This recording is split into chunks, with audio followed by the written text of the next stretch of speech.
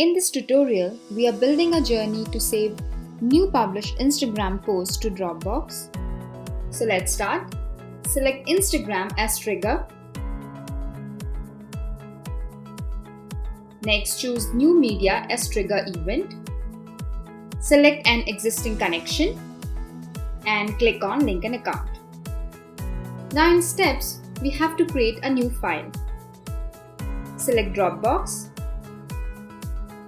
Choose Upload File as action. Select an existing connection and click on Link an Account. Next, add the destination path. Add file URL from app data tree. We are ready with our journey. Click on Save Changes and Start Journey. Now let's check the output. Go to Instagram.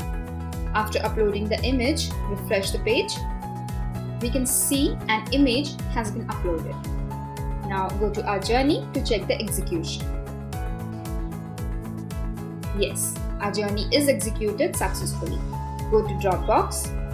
We can see an image has been uploaded to the Dropbox. So in this way, we can create an automation journey where a file gets uploaded in Dropbox when a new post is published on your Instagram.